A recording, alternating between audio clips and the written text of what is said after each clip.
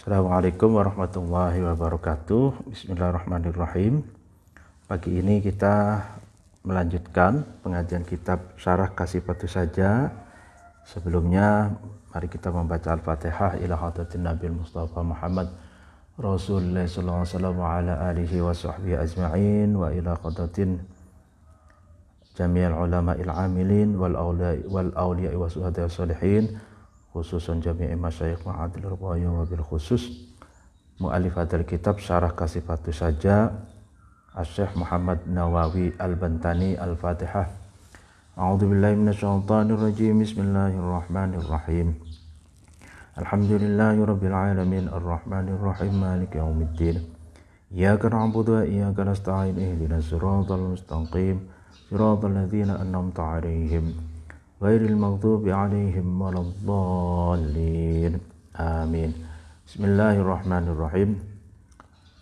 Faslun ay hadzal fasl fi bayani ma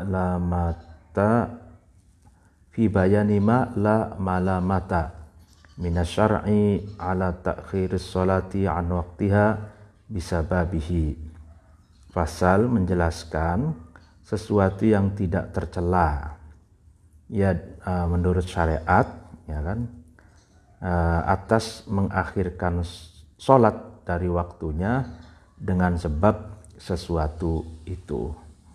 Artinya ada hal-hal ya yang menurut syariat itu tidak tercela, ya kan, atau menurut syariat itu ada permakluman gitu dengan sebab sesuatu itu yang mengakibatkan mengakhirkan sholat dari waktunya. A'darus sholati ithnani, ya. Uzur-uzurnya sholat itu ada dua. Maksudnya sholat itu sampai di akhir waktu ataupun sampai terlewat waktunya, itu ada uzur. Menurut syariat itu ada dua. Al-a'daru jam'u udhrin bidomid dhali lil ittiba'i wa sukuniha. A'dhar, ya, itu lafadz a'dhar adalah jamak dari udhurin, dibaca dhammah dalnya udhurin, ya kan, karena mengikuti fu'ulin, itu fa-nya fu'ulin, dan dibaca sukun, bisa juga dibaca sukun dalnya, yaitu udhrin. Jadi bisa udhurin, bisa udhrin mufradnya, lalu kemudian jamaknya adalah a'dhar. Ay al-asya'u allati tarfa'u dawabas sholati bi ta'khiriha wa an waqtiha ithnani. Jadi hal-hal yang dapat menghilangkan, ya, dosa sholat dengan mengakhirkan sholat dari waktunya, itu ada dua. Artinya ada dua hal yang dapat terhindar dari dosa, itu kan, disebabkan mengakhirkan sholat dari waktu yang telah ditentukan. Dua hal itu apa? Al-awwalu an-naumu. Yang pertama adalah tidur. Jadi tidur ini dianggap salah satu uzur yang dapat bebas atau hilang atau ya bebas dari dosa mengakhirkan sholat dari waktunya disebabkan tidur itu. Tapi perlu dijelaskan soal tidur nih, agak panjang nih ya. Ya kan,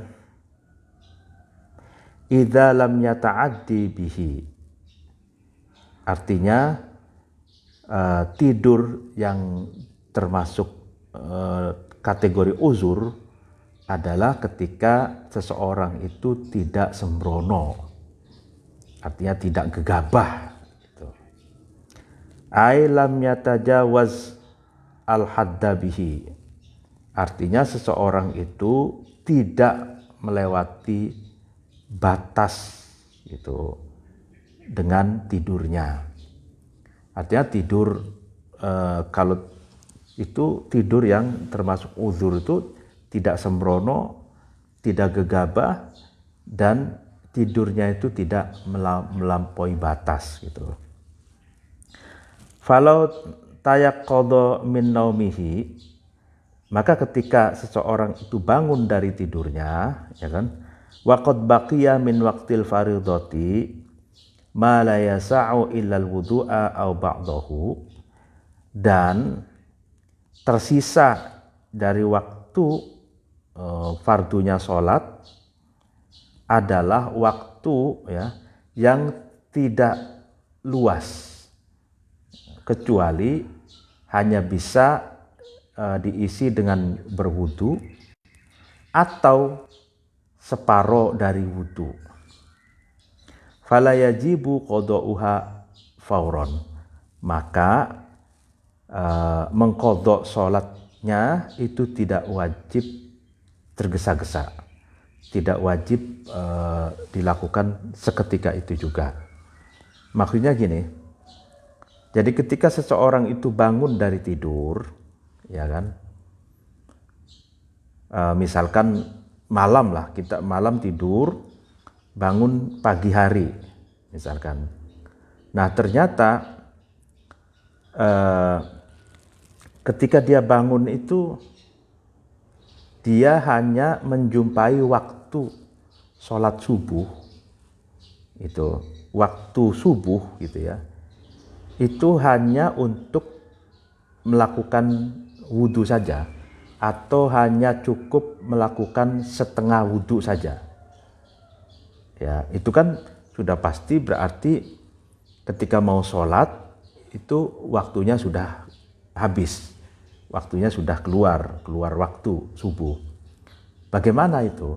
Maka itu qadhonya itu tidak wajib terburu-buru, fauron, seketika itu. Gitu. Jadi ini kasusnya seringkali di waktu subuh ya, atau di waktu subuh ataupun di waktu-waktu yang lain, misalkan asar atau maghrib barangkali, misalkan orang-orang itu kan dari pulang kantor misalkan ya, atau tapi ini kasusnya kan tidur gitu, bukan soal karena pulang kantor, ini karena tidur gitu, bangun tidur, sisa waktu sedikit hanya bisa untuk wudhu atau hanya bisa untuk melakukan separuh wudhu, maka qadhonya itu tidak wajib buru-buru. Nah kalau kasus orang pulang kantor itu kan bukan karena ketiduran, tapi karena crowded, karena macet gitu ya. Nah ini beda kasus gitu. Walau baqiya minal waqti ma yasa'u al wudu'a wa duna raq'atin walahu sholatun fa'itatun, ya kan, qaddamatil kal fa'itata 'alal hadirati. Nah, dan ketika sisa waktunya itu ya, sisa waktunya itu bisa mencakup untuk melakukan wudu dan kurang dari 1 rakaat gitu. Jadi berarti ada waktunya itu lebih luas dari yang tadi ya, bisa wudu selesai lalu kemudian bisa untuk melakukan sholat tapi kurang 1 rakaat gitu. Bagaimana itu? Maka baginya itu kan sholat yang terputus, artinya sholat yang masuk qadha juga, akan tapi qaddamatil kal fa'itata 'alal hadirati, maka orang itu harus memprioritaskan sholat yang terputus tadi daripada sholat yang hadir, sholat yang menyusul waktu yang baru masuk itu.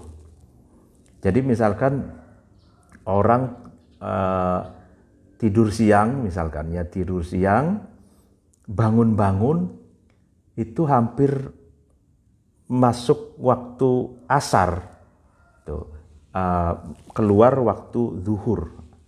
Nah, sisa waktu zuhurnya itu, misalkan ya, itu hanya cukup untuk wudhu dan sholat duhur, tapi kurang 1 rakaat.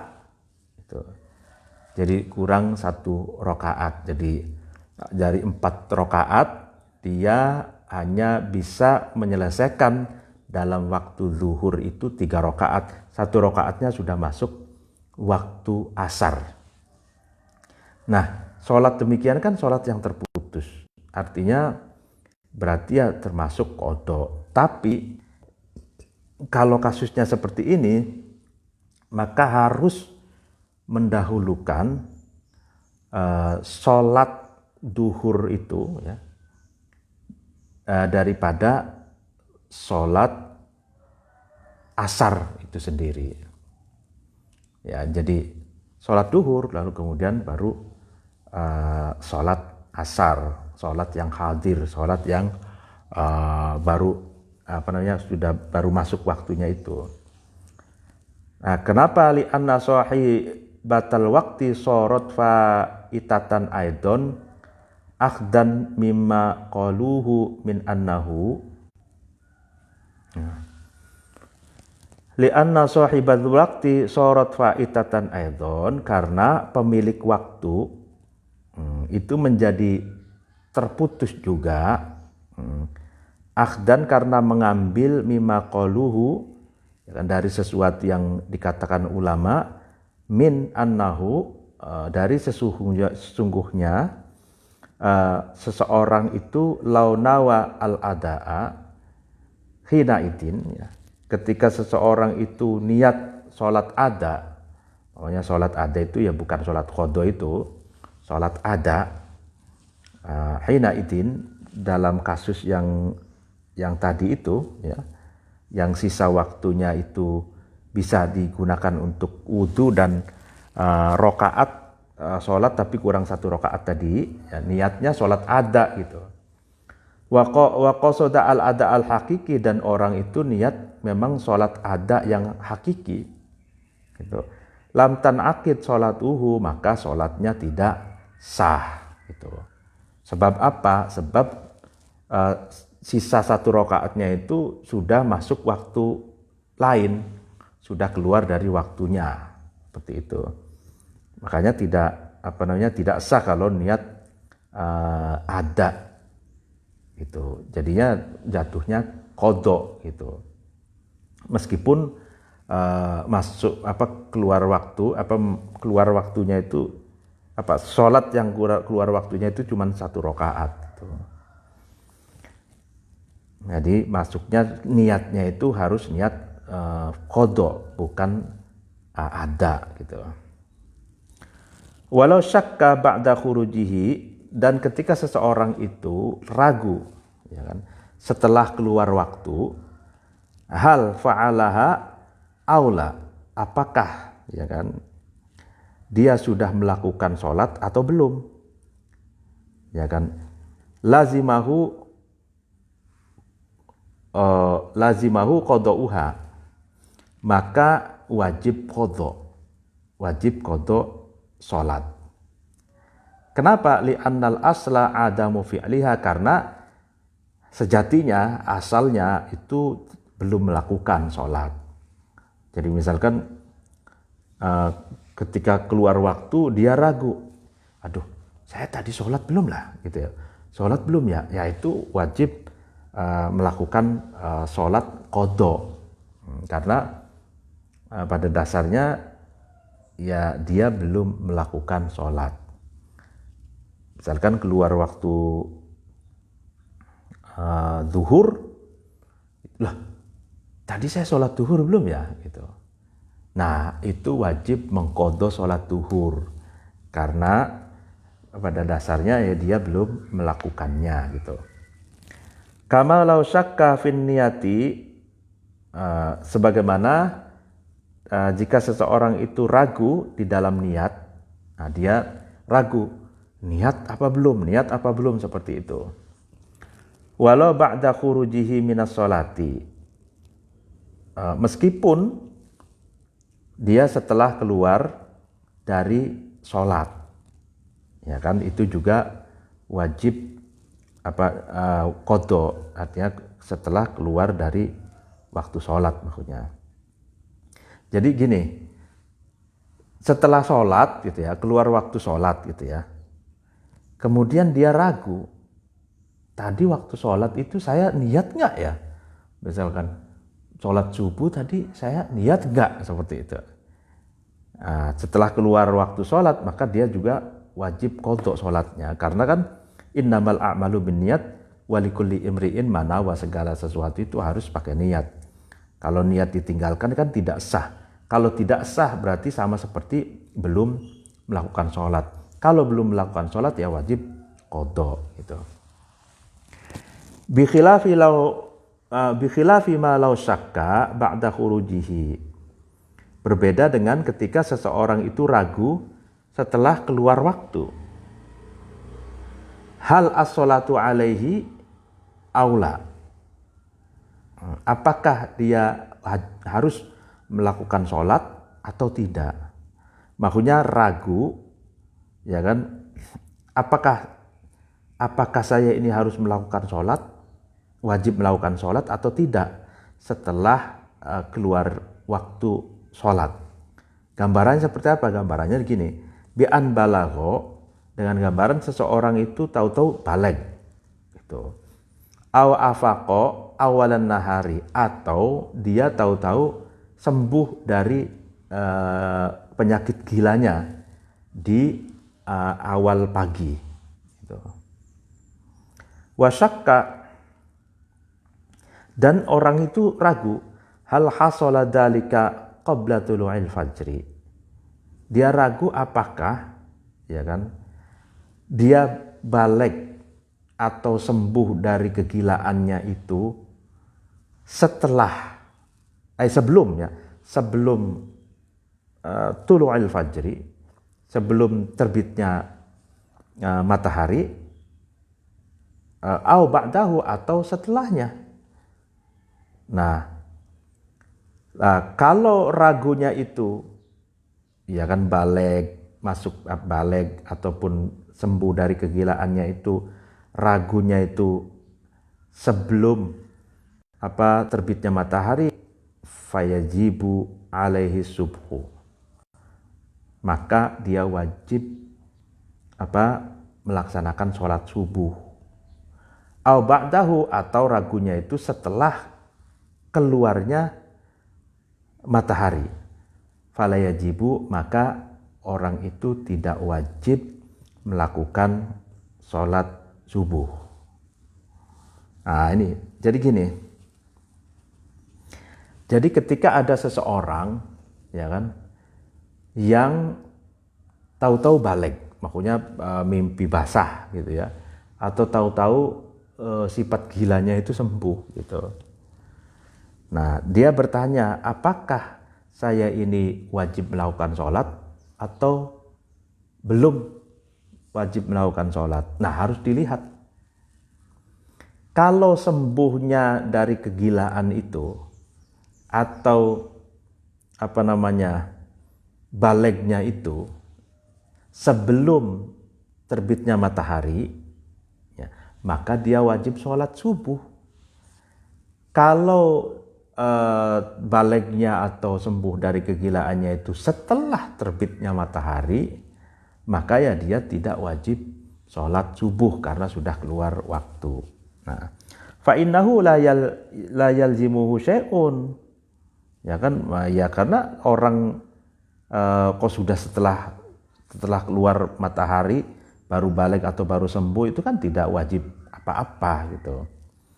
Wa yaqdi asy-syakhsu ma fatahu min muaqqatin wujuban fil bardi wa nadban fin nafli mata tudzakkiruhu. Nah, seseorang itu wajib mengqadha, ya kan, ibadah yang terputus. Artinya ibadah yang ada batas waktunya ditentukan, terputus atau keluar dari waktunya, itu seseorang itu wajib mengqadha. Secara wajib qadhanya dalam ibadah-ibadah wajib. Dan qadhanya sunnah dalam ibadah sunnah ketika seseorang itu ingat gitu. Wa qadara ala fi'lihi ta'jilan li bara'atid dimati. Dan seseorang itu juga mampu untuk melakukannya secara ta'jilan, secara untuk mensegerakan, ya, mampu untuk melakukan secara segera gitu, karena untuk membebaskan tanggungan. Seperti itu. Wali khabari sahihaini, dan karena ada hadis yang dua sahih, yaitu Bukhari dan Muslim, bunyinya man nama 'anis sholatin au nasiha falyusalliha idza dzakaraha, rawahu asy-Syaikhaani. Barang siapa yang tidur, ya, terus meninggalkan sholat atau lupa gitu, maka sholatlah ketika dia ingat. Seperti itu. Rawahu asy-Syaikhaani, diriwayatkan oleh Bukhari Muslim. Syaikhaani itu dua syekh, yaitu Bukhari Muslim. Fa illam yatadzakkarhu aw tadzakkarhu wa lam yaqdir ala fi'lihi lam yaqdi. Maka ketika seseorang itu tidak ingat, ya kan, atau ingat gitu, akan tetapi belum mampu untuk melakukannya, maka seseorang itu lam yaqdi, belum mengqadhanya. Artinya boleh belum mengqadhanya kalau belum mampu. Meskipun ingat tapi belum mampu, ya kan, boleh belum mengqadhanya. Wa yaqdihi mata tadhkiruhu, dan dia wajib mengqadha salat ketika dia ingat. Gitu. Jadi kalau dia ingat, maka dia harus dilihat apakah dia sudah mampu melakukan sholat atau belum. Tapi kalau dia belum mampu melakukan sholat, maka boleh qadhanya itu ditangguhkan. Tapi kalau dia mampu, ingat, oh iya, aduh saya belum sholat gitu ya, dan mampu gitu untuk melakukan sholatnya, ya harus segera dilakukan. Maksudnya bagaimana mampu dan tidak mampu itu? Jadi misalkan gini, kalau ingat dan mampu untuk mengqadha sholat, ya harus segera qadha, itu sudah maklum lah ya. Tapi kalau tidak ingat, belum melakukan sholat, tapi belum mampu, nah itu tidak wajib untuk menyegerakan qadhanya. Nah contohnya begini, belum mampu itu.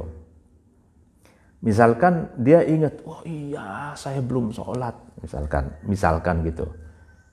Nah ternyata mau wudu atau mau melakukan sholat, misalkan ada anak kecil yang kejebur sungai atau kejebur kolam gitu.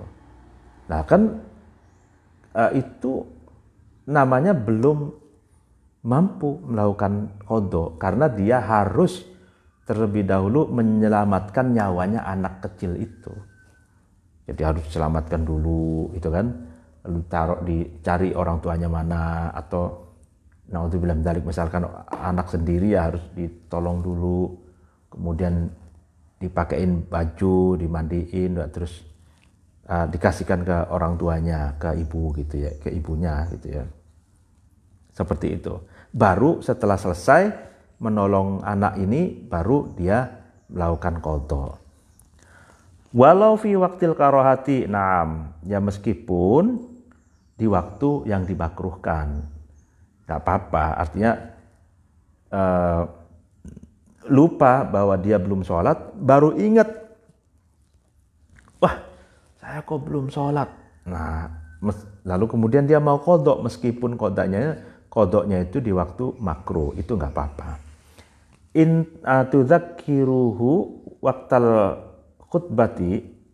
Nah, ketika orang itu ingat, ya kan, ingat apa belum sholat, itu ternyata belum melakukan sholat ketika khutbah, ya kan, imtana alaihi fayu akhiruhu lima ba'da sholati, ya maka ya tercegah ya qadha itu bagi orang tersebut, kemudian boleh mengakhirkan qadha pada waktu setelah sholat.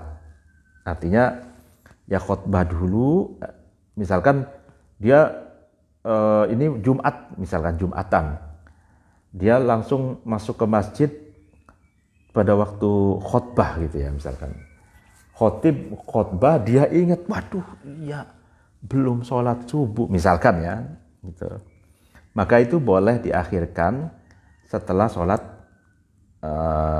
Jumat baru qadha gitu ya, sholat subuh. Nah, wa in kanat al jum'atu taqdiduh duhron la jum'atan. Nah, ketika yang ditinggalkan atau yang lupa itu, yang dilupakan adalah sholat Jumat, maka yang wajib diqadhoi adalah dengan menggunakan sholat duhur, bukan sholat Jumat gitu. Jadi misalkan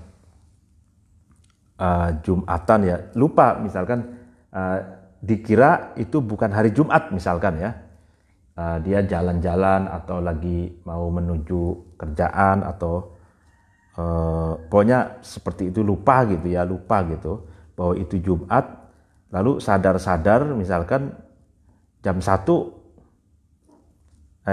bukan sadar-sadar langsung keluar waktu Jumat, keluar waktu duhur, lalu kemudian ingat, loh iya ya hari ini Jumat, saya pikir hari Sabtu, atau saya pikir hari Kamis gitu, saya belum Jumatan. Nah, qadhanya Jumatan, sholat Jumat itu dengan melakukan sholat duhur.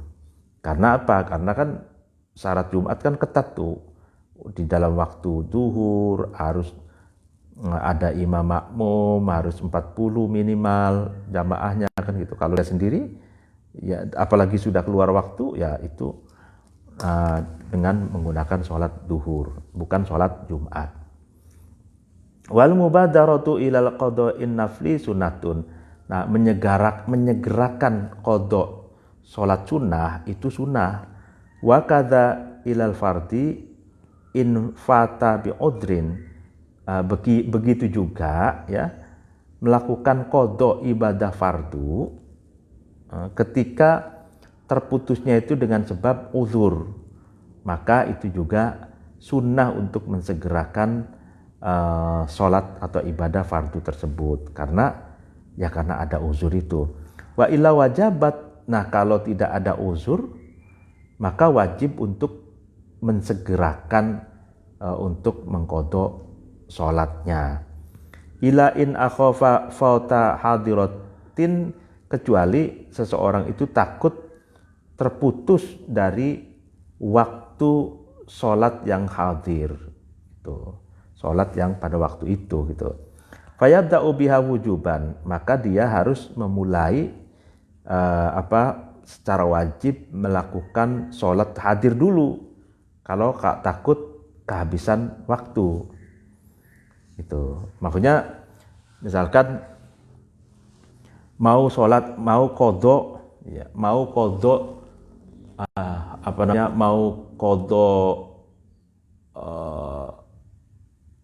duhur, misal mau qadha duhur di waktu asar misalkan, tapi sudah akhir waktu asarnya itu, ya kan. Nah, kalau takut sholat hadir ya, waktu sholat asarnya itu keluar juga waktunya gitu kan, Berarti kan kalau begitu nanti qadha dua waktu, zuhur sama asar, gitu kan. Kalau misalkan didahulukan qadha zuhur, maka harus apa? Harus didahulukan sholat hadir dulu, sholat asar itu daripada sholat duhur yang qadha. Jadi misalkan dia, saya ulangi, misalkan di akhir waktu asar, dia punya hutang qadha duhur, kan? Tapi kalau dia mendahulukan sholat qadha duhur, khawatir sholat asarnya justru habis waktunya, gitu. Maka bagaimana itu? Maka harus diutamakan sholat asar dulu, gitu.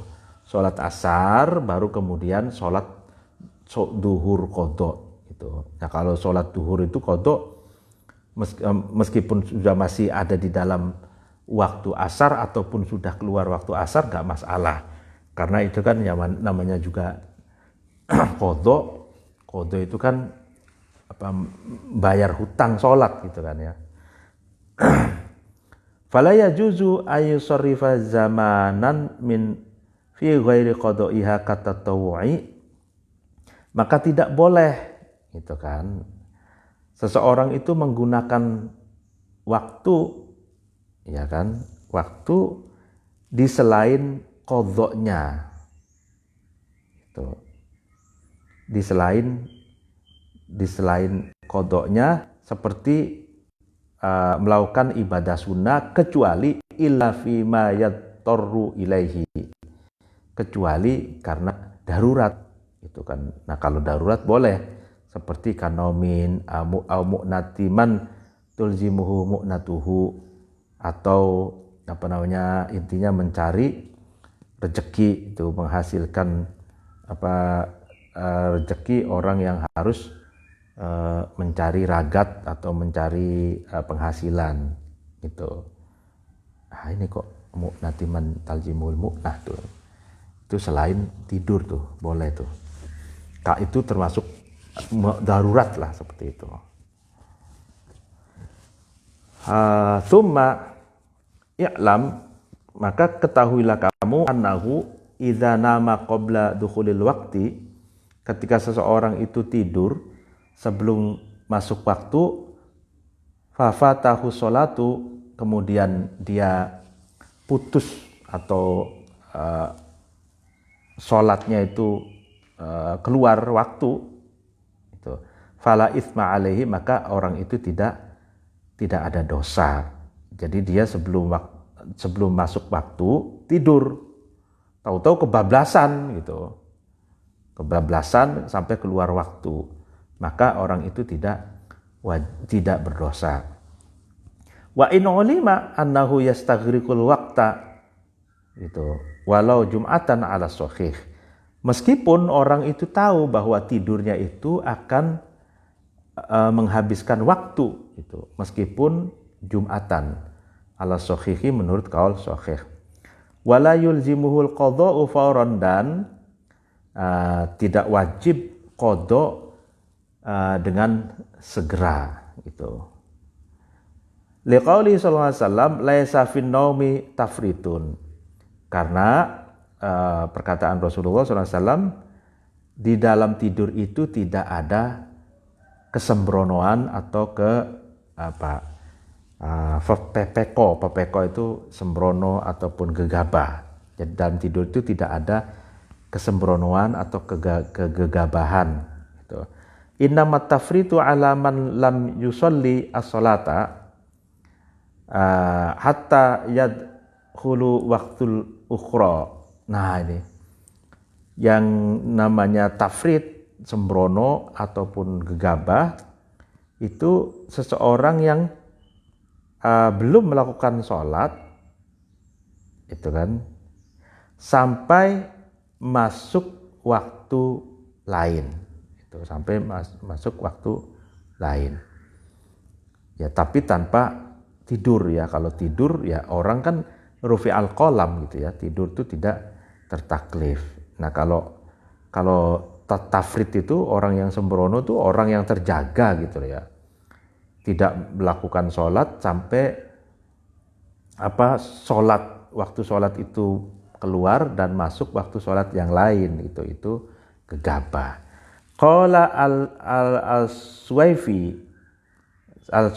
fi lis sababiyah ay laisa bisababin naumi tafritun. Suwaifi mengatakan fi ini fi sababiyah, artinya tidak ada tafrit, pepeko ataupun gegabah dengan sebab tidur. Ai innama qabla dukhulil waqti, artinya ketika seorang itu tidur sebelum masuknya waktu. Wa amma innama ba'da dukhulihi, atau ya seorang itu tidur setelah masuknya waktu. Fa in alima annahu yastaghriqul waqta kharama alaihin naumu, dan orang itu tahu bahwa tidurnya itu akan menghabiskan waktu, maka tidurnya adalah haram. Jadi setelah masuk waktu dia tidur dan dia tahu gitu ya. Dia tahu kalau tidurnya itu akan menghabiskan waktu dan dia akan keluar dari waktu sholat, maka tidurnya itu haram. Wa ya'tamu asimaini, dan dia dosa dengan dua dosa. Ismu tarkis sholati wa ismu naumi. Ya kan, dosa yang pertama meninggalkan sholat, yang kedua dosa tidur. Tidurnya itu dosa gitu kalau tahu tidurnya itu akan menghabiskan waktu sholat. Fa in istayqadha ala khilafi dhannihi, kemudian ketika seseorang itu bangun, ya kan, berbeda dengan dugaannya, ya kan, wa shalla fil waqti, dan sholat di waktunya, di waktu sholatnya, lam yahsul ismu tarkis sholati, dan maka dia tidak mendapatkan dosa meninggalkan sholat. Wa ammal ismul ladzi hasala bi sababin naum fala yartafi'u illa bil istighfari. Sedangkan dosa yang dihasilkan dengan sebab tidur itu tidak bisa hilang kecuali dengan istighfar. Wa in ghalaba 'ala dhannihi al-istiqadu qabla khurujil waqti fa kharaja wa lam yusalli fala itsma 'alaihi wa in kharajal waqtu. Nah ini. Dan ketika kuat dugaan bahwa ia bangun sebelum keluarnya waktu, ya kan, kemudian ternyata benar-benar keluar waktu dan belum sholat, bagaimana? Fala itsma 'alaihi, maka orang itu tidak dosa karena dia menduga pasti bangun sebelum keluar waktu, ternyata keluar waktu. Nah, itu yang belum sholat, nah itu tidak dosa. Wa in kharajal waqtu lakinnahu yukrihu la lahu dzalika, dan keluar waktu ya, meskipun keluar waktu ya, tapi ini makruh lah bagi orang itu. Ila aghalahun naum haitsu la yastati'u taf'ahu, kecuali tidurnya itu mengalahkan orang itu sampai orang itu tidak mampu menolaknya, gitu. Tidak mampu menolak itu artinya dia ngantuk sekali gitu, nggak bisa menolaknya gitu. Wa in lam yaghlim ala dhanihi al istiqadu athima wa yajibu iqadu man nama ba'dal wujubi, dan seseorang itu tidak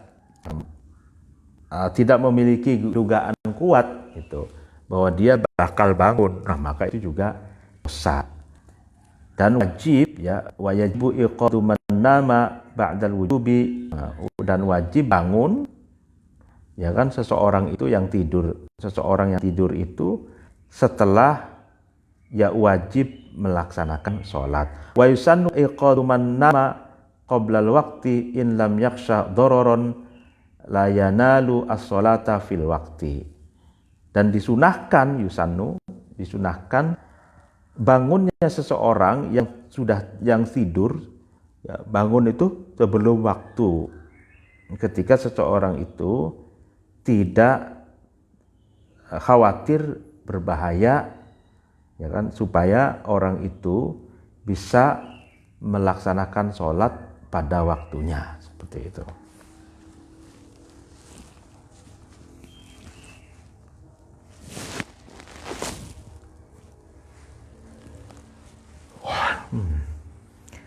Tanbihun. Kathratun naumi mimma yurisul faqra lil ghina. Nah, ini penting nih. Ketahuilah bahwa banyak tidur itu adalah sebagian dari sesuatu yang mendatangkan kemiskinan, kefakiran bagi orang kaya.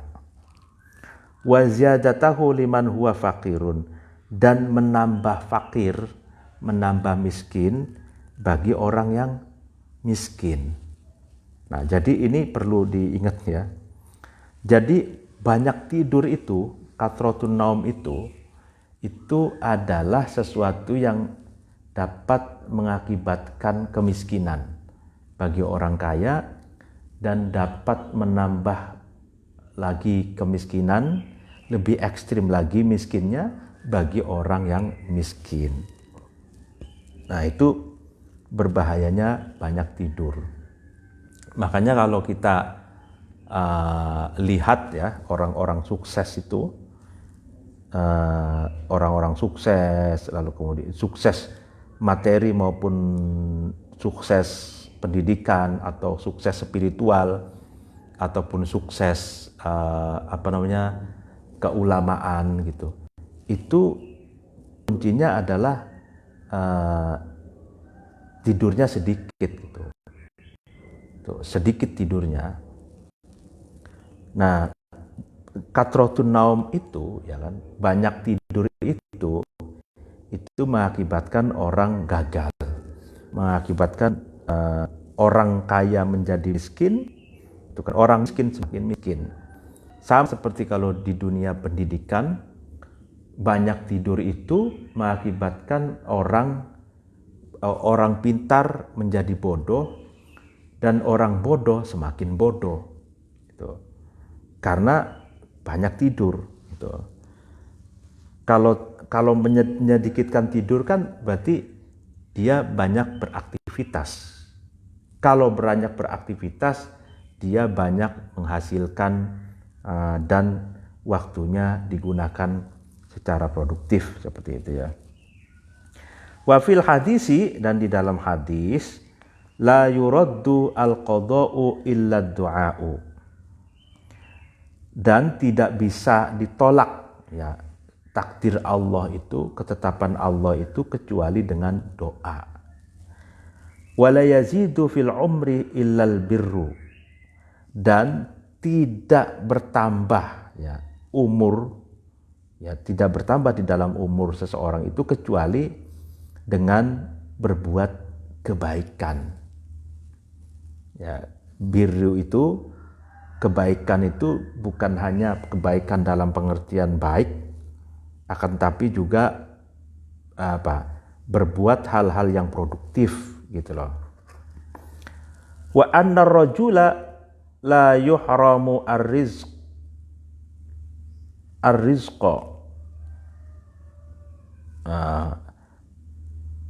bidzan bin adnabahu khususon al-kadhiba, dan sesungguhnya seorang laki-laki itu dihalang-halangi rezekinya dengan sebab dosa yang telah dia lakukan, khususnya dosa kebohongan.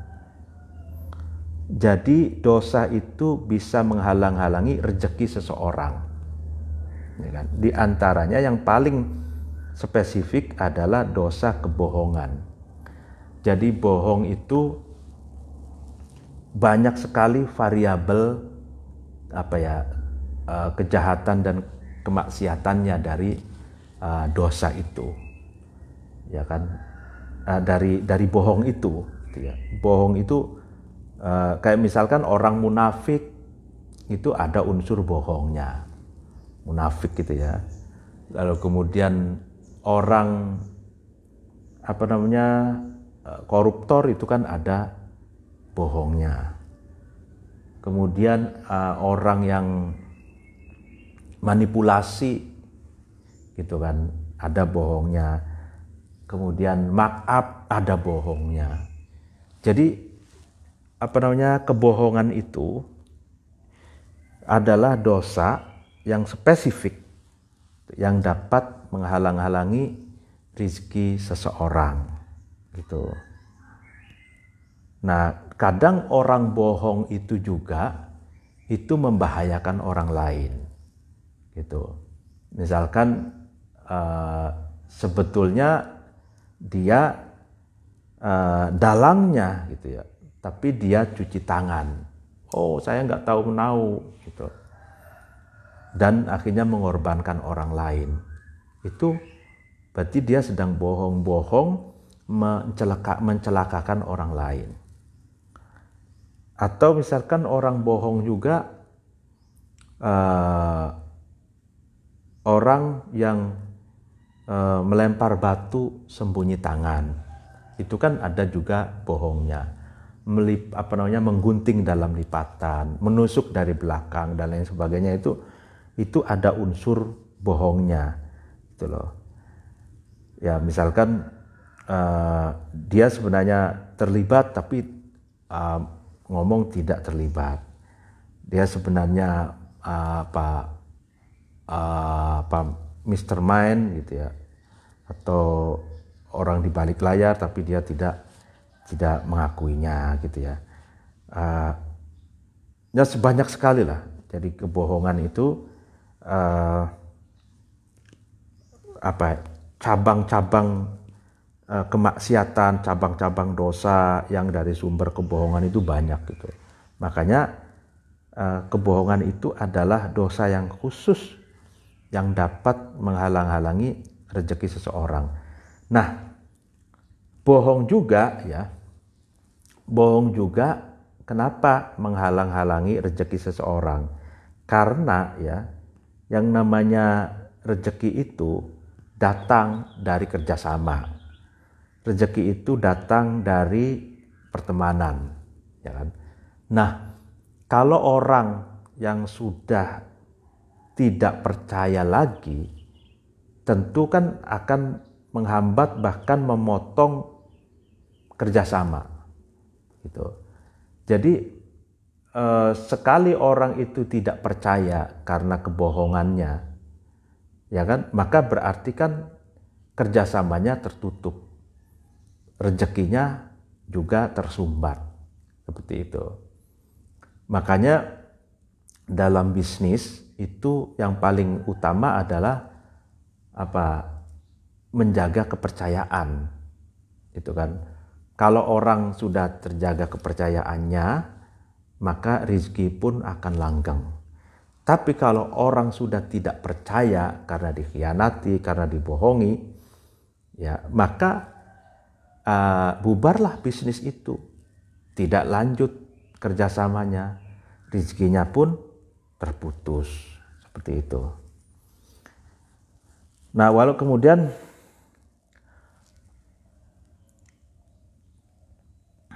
ya, wakathratun naumi tujibul faqra. Nah, itu banyak tidur itu mengakibatkan kefakiran.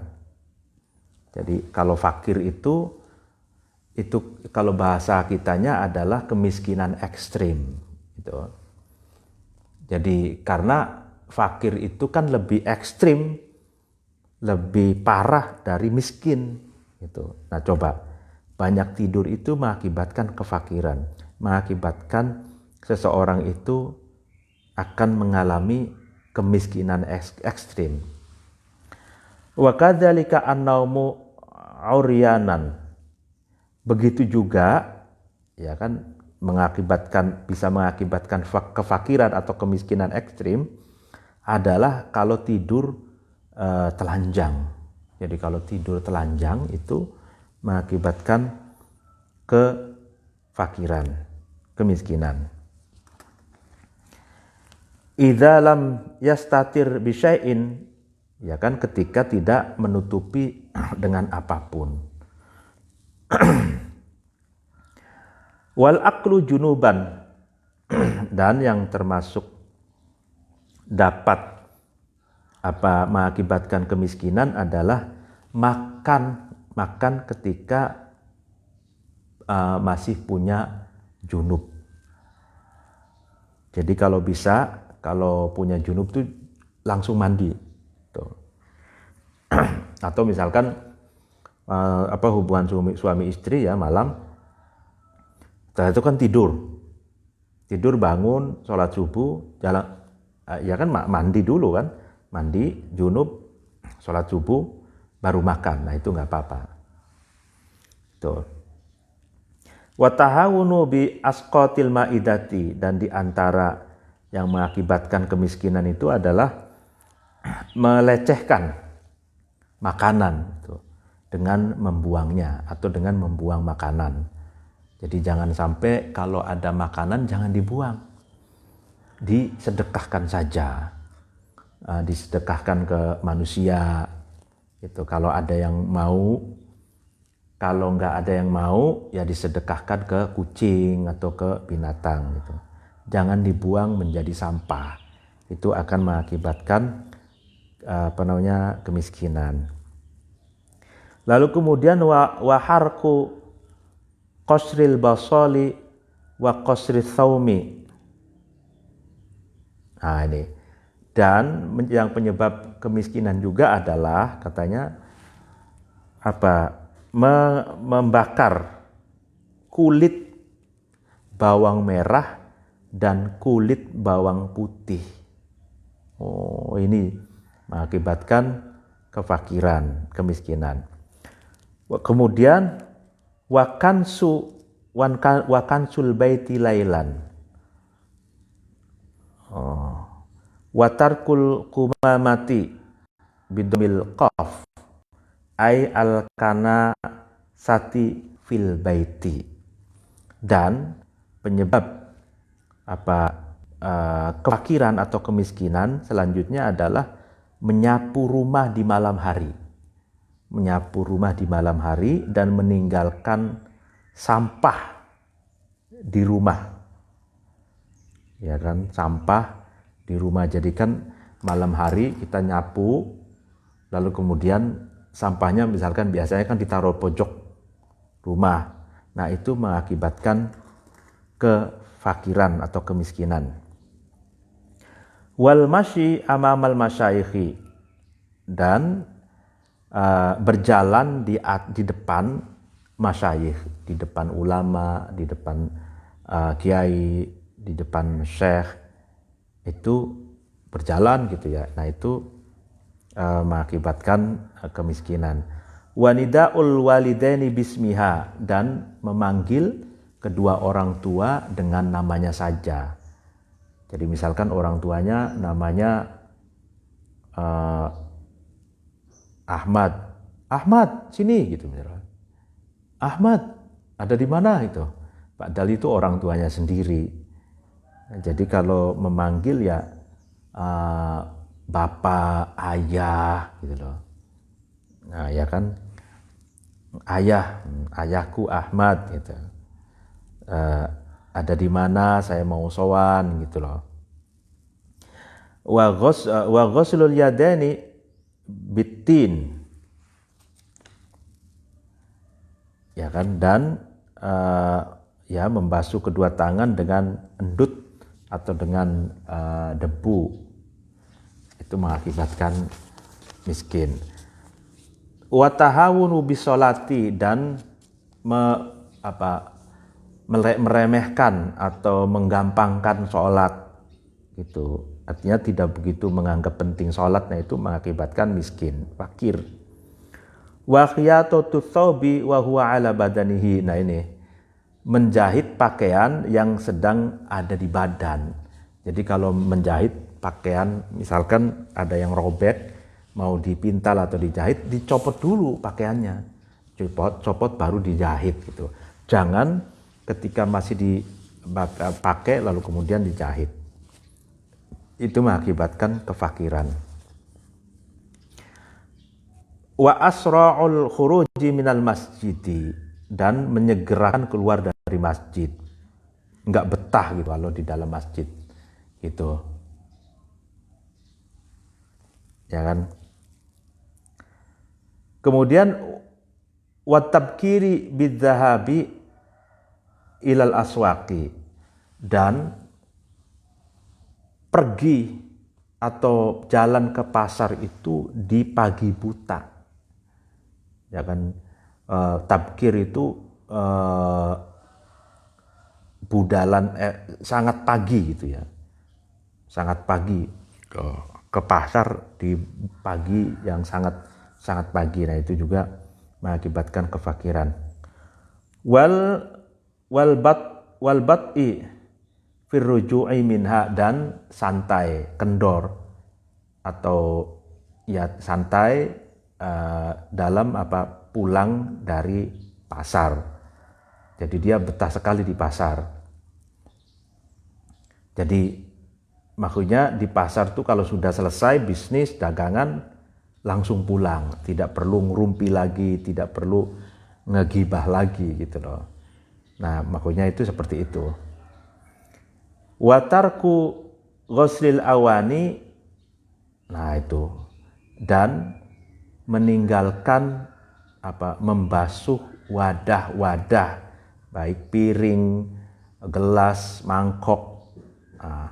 Wasyara'u kasril khubzi minal fuqara'i as-su'ali. Nah, dan termasuk yang dapat membuat orang fakir adalah membeli roti rusak, roti yang rusak, ya kan?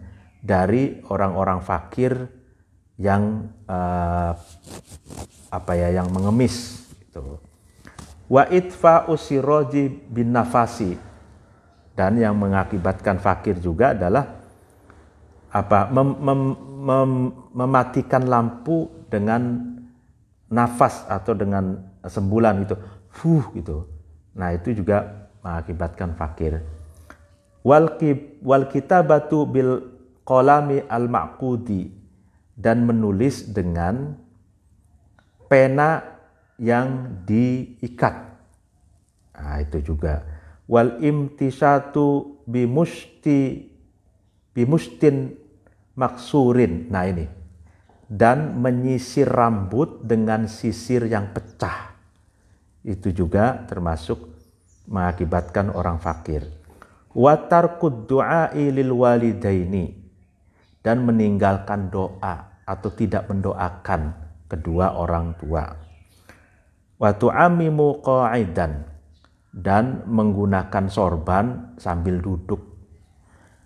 Lalu kemudian watasarwalu qa'iman, pakai celana sambil berdiri. Itu juga mengakibatkan fakir. Jadi kalau pakai celana sambil duduk gitu ya. Nah, jadi ini kebalik, kalau pakai sorban itu harus berdiri gitu loh. Kalau pakai celana harus duduk. Nah, kalau dibalik, pakai sorban sambil duduk, pakai celana sambil berdiri, itu nanti mengakibatkan fakir.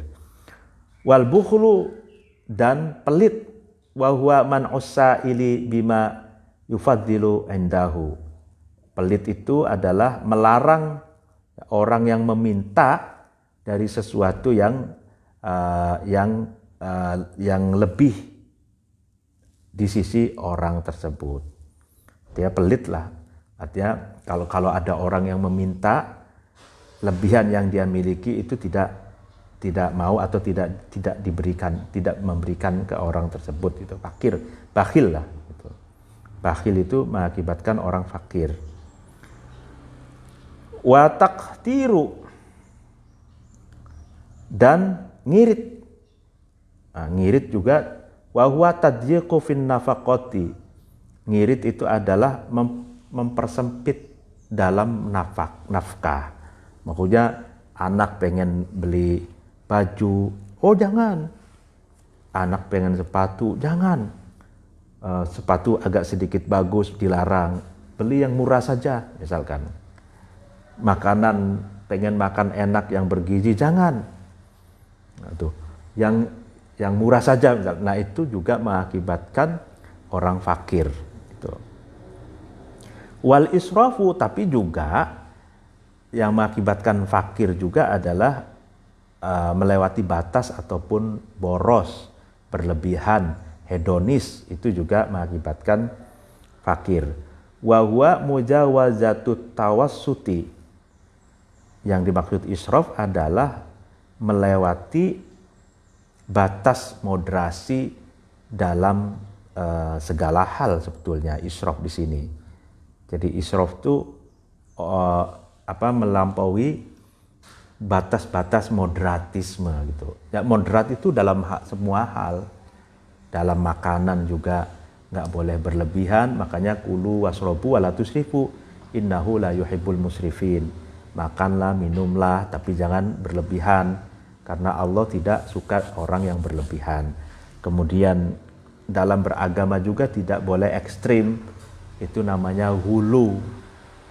Ya, la taghlu ala dinikum, itulah fafil makna. Jadi kamu jangan ekstrim dalam beragama. Itu israf termasuknya.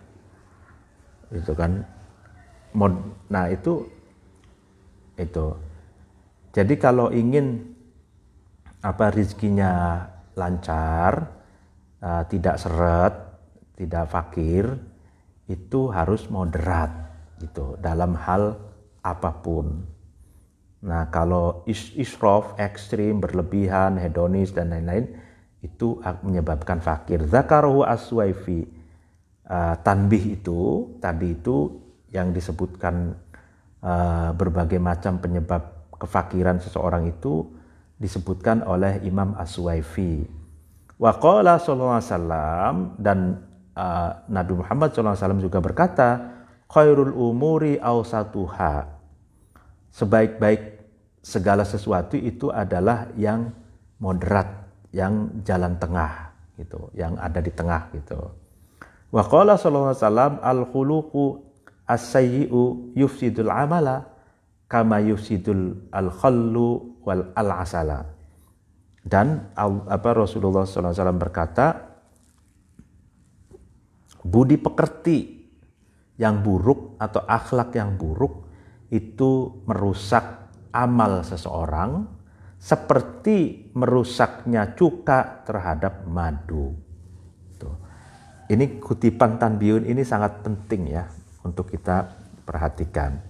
Faidatun qala Sulaiman al-Jamal, Syekh Sulaiman al-Jamal berkata, qad rawa Anas ibni Malik radhiyallahu anhu anin Nabi sallallahu alaihi wasallam. Anas ibni Malik itu meriwayatkan dari Nabi sallallahu alaihi wasallam annahu qala, sungguhnya Nabi berkata, man arada ayyana ma'ala firashihi fanama ala yaminihi. Barang siapa yang ingin tidur di kasurnya, di permadaninya atau di karpetnya, maka tidurlah berada di sisi kanannya. Tidur di sisi kanan. Tsumma qara'a qul huwallahu ahad mi'ata marratin. Kemudian bacalah qul huwallahu ahad sebanyak 100 kali. Fa idza kana yaumul qiyamati yaqulu ar-rabb azza wa jalla. Maka ketika di hari kiamat orang yang mengamalkan tadi, ar-rabb Tuhan itu berkata, ya abdi udkhul biyaminikal jannata, wahai hambaku, masuklah kamu ke dalam surga dari sisi kananmu. Gitu. Qala hadza hadisun gharibun min hadisi Tsabit an Anas. Hadis ini adalah hadis yang gharib, yang jarang, yang antik, yang unik, yang aneh gitu, gharib, dari hadisnya Tsabit dari Anas. Gitu. Jadi Anas bin Malik itu dari Tsabit dari Nabi gitu. Warwa Naufal al-Ashja'i, anna rajulan qala lin nabi sallallahu alaihi wasallam. Naufal al-Asja'i meriwayatkan bahwa sesungguhnya ada seorang laki-laki berkata kepada Nabi sallallahu alaihi wasallam, "Ausini, wahai Rasulullah, berikanlah wasiat kepadaku." Faqala iqra' inda manamika qul ya ayyuhal kafirun. Kemudian Nabi memberi wasiat kepada laki-laki itu, bacalah ketika kamu mau tidur, qul ya ayyuhal kafirun, al-kafirun, fa innahu bara'atun minasyirki, maka itu akan melepaskanmu dari kesyirikan. Akhrajahu Abu Bakar al-Anbari wa ghairuhu. Hadis ini diriwayatkan oleh Abu Bakar al-Anbari dan selain Abu Bakar al-Anbari. Wa qala Ibnu Abbas berkata, laisa fil Qur'ani asyaddu ghayadhan li iblisa minha. Ibnu Abbas mengatakan tidaklah ada di dalam Al-Qur'an sesuatu yang sangat menjengkelkan bagi iblis daripada surat Qul ya ayyuhal kafirun. Artinya kata Ibnu Abbas, Qul ya ayyuhal kafirun itu adalah sesuatu atau surat yang ada di dalam Al-Quran yang paling bikin jengkel, yang paling bikin sebel iblis. Artinya iblis itu paling sebel, paling jengkel, paling marah, ya kan, kepada orang atau kepada ayat atau surat Qul ya ayyuhal kafirun. Kenapa? Li'annaha tauhidun wa bara'atun minasyirki, karena ya ayyuhal kafirun, Qul ya ayyuhal kafirun itu adalah tauhid dan melepas dari kemusyrikan. Itu. Sementara tauhid dan lepas dari kesyirikan itu adalah musuhnya iblis. Nah, gitu loh. Jadi iblis tuh paling jengkel orang membaca Qul ya ayyuhal kafirun. Qala An-Nawawi fi Tibyani, Imam An-Nawawi berkata di dalam kitab At-Tibyan, yustahabbu ay yaqra'a 'indan naumi ayatal kursi wa qul huwallahu ahad wal muawwidzatain wa akhir surat Al-Baqarah. Disunahkan ketika seseorang itu mau tidur, orang itu membaca ayat kursi, kemudian qul huwallahu ahad, kemudian muawwidzatain dan akhir surat Al-Baqarah. Wa hadza mimma yahtammu lahu wa yata'akkadu al-i'tina'u bihi. Ini sesuatu yang sangat penting dan dikukuhkan, harus sungguh-sungguh gitu ya, dengan sungguh-sungguh. Faqad sabata fihi ahadisun sahihatun, dan dikukuhkan penjelasan ini oleh hadis-hadis yang sahih. Wa yustahabbu ay yaqra'a idza istayqadha minan naumi kulla lailatin akhir Ali Imran min qawlihi ta'ala inna fi khalqis samawati wal ard ila akhiriha. Dan disunahkan ketika seseorang itu bangun dari tidur, ya kan, di setiap malam itu membaca akhir surat Ali Imran dari firman Allah inna fi khalqis samawati wal ard ila akhiriha. Faqad sabata fi sahihaini, dan dikukuhkan, ditetapkan di dalam Sahih Bukhari Muslim, anna Rasulullah sallallahu alaihi wasallam kana yaqra'u khawatima Ali Imran idza istayqadha. Sesungguhnya Rasulullah sallallahu alaihi wasallam itu membaca, ya kan, akhir, ya kan, dari surat Ali Imran ketika beliau bangun dari tidur. Wa qala sahibu itmamid durrati al-mustaqidati, dan pengarang kitab Itmamud Durrah al-Mustaqidah itu berkata, wa qad kana an-nabiyyu sallallahu alaihi wasallam yaqra'u surat al-Ikhlasi ma'al muawwidataini. Sesungguhnya Nabi itu membaca surat Al-Ikhlas itu serta muawwidatain wayan fusu ala yadaihi, dan Nabi meniupkan ke kedua tangannya gitu, wayamsahu bihima ala jasadihi indan naumi, dan mengusapkannya ke jasadnya, ke tubuhnya ketika mau tidur. Itu ketika tidur. Idza kana waja'an muta'aliman, ketika Nabi itu gerah dan merasa sakit gitu, itu diusapkan setelah membaca surat Ikhlas, Muawwidatain itu, lalu kemudian diusapkan ke tubuhnya gitu. Wa ya'muru bidzalik, dan Nabi pun menganjurkan untuk melakukan itu, yaitu membaca surat Al-Ikhlas, Muawwidatain itu. Qala ba'dul ulama, sebagian ulama berkata, man wadhaba ala qiraatiha nala kulla khairin wa amina min kulli syairin fid dunya wal akhirah.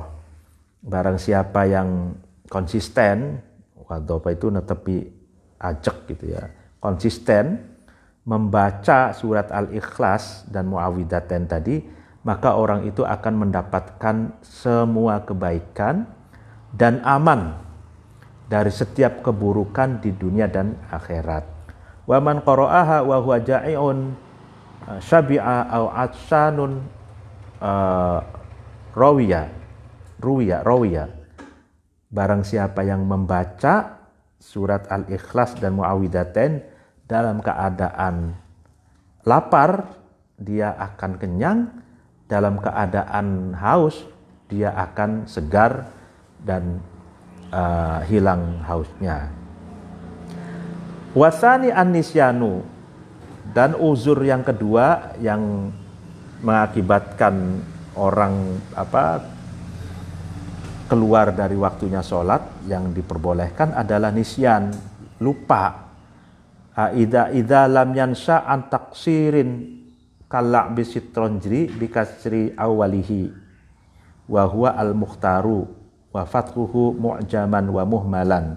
Nah ini, jadi nisyan, orang lalai itu adalah uzur, ya, lupa, ternyata dia belum melakukan sholat, waduh lupa saya. Nah itu uzur, tapi dengan syarat uzurnya itu tidak timbul dari taksir, tidak timbul dari sifat sembrono, sifat gegabah gitu loh. Seperti main catur. Jadi ini bukan main caturnya yang haram, bukan ya, tapi dia main catur sampai lupa waktu, sampai lupa bahwa dia melupakan waktu itu. Nah itu, kalau itu bukan termasuk lalai yang dimaafkan atau yang uzur. Nah bikasril awal, di shinnya itu dibaca kasroh, ya ini kaul mukhtar, atau juga bisa dibaca fathah, syatronji atau syitronji gitu ya, catur. Wa haramun, yaitu catur sampai lupa waktu, sampai lupa dia melupakan sholat, itu haram. Li'annahu in syurita fihi malun minal janibaini fakumarun. Nah karena ya catur itu, ketika main catur itu disyaratkan di situ ada uang di antara dua belah pihak yang main, maka itu dinamakan kumarun. Kumar itu totoan ataupun judi. Itu artinya bisa dikiaskan bukan hanya main catur, tapi main permainan apa saja, remi, poker, lalu kemudian dadu dan lain sebagainya itu. Kalau di situ ada totoan, ada uang di situ, itu termasuk judi. Dan judi itu adalah haram. Tuh. Jadi berapa kamu? 1 juta. Oke, saya juga 1 juta. Nah, jadi 2 juta gitu kan main tuh. Nah, siapa yang menang ya dapat 2 juta itu. Gitu. Nah, itu namanya judi. Nah, kalau judi itu ya bukan hanya dengan catur, dengan apa saja itu termasuk judi, yang penting ada dua belah pihak totoan ataupun pakai duit gitu ya. Au min ahadihima fa musabaqatun ala ghairi alatil qital. Nah, ini atau seandainya mensyaratkan ada uang dari salah satunya saja, bukan dari dua belah pihak yang main catur itu, maka itu bukan kumar, bukan judi, tapi musabaqah. Ya kan? Tapi itu perlombaan. Tapi perlombaan itu selain alatil qital, selain alat peperangan. Kalau musabaqah itu dengan alat peperangan nggak boleh. Jadi gini, makanya ini catur itu, hakikat catur itu sendiri itu tidak haram. Yang mengakibatkan catur itu haram kalau orang catur sampai lupa waktu, lupa sholat, itu haram. Atau catur itu dijadikan judi, dua belah pihak pakai duit, yang menang dapat, yang kalah ya nggak dapat duit. Nah, itu jadi haram. Tapi catur itu bisa halal. Yang pertama, kalau tidak melupakan sholat. Yang kedua, kalau tidak ada judi.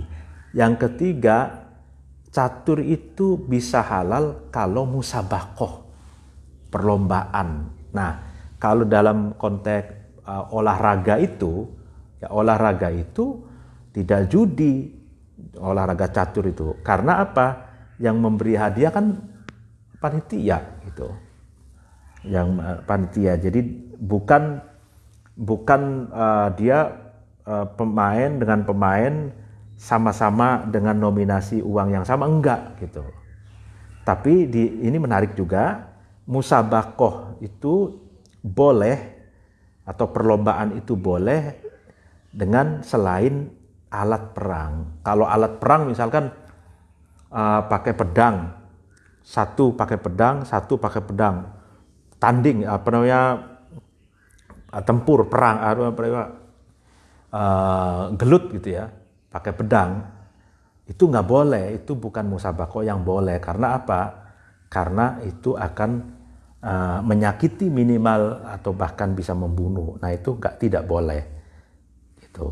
Nah, malah pakai catur, pakai apa saja ya, yang penting bukan alat peperangan, itu boleh musabaqah gitu ya. Wa fa'i luha muta'atin li'aqtin fasidin qalahu Syekhul Islam fi Syarhil Manhaj. Pelakunya itu orang yang melakukan ya kan berdasarkan akad yang rusak gitu. Ini sebagaimana dikatakan oleh Syekhul Islam di dalam Syarhul Minhaj. Demikian, mohon maaf apabila ada kekurangan dan kesalahan. Sudah Thulu'il Fajri, karena saya ini sebenarnya ingin mengamalkan ayat Al-Qadar itu loh, salamun hiya hatta matla'il fajr itu. Jadi kita isi dengan mengaji sampai terbitnya matahari di malam Lailatul Qadar. Ini kan malam 27 ya. Demikian, mohon maaf apabila ada kesalahan dan kekurangan. Wallahul muwaffiq ila aqwamit thoriq. Wassalamualaikum warahmatullahi wabarakatuh.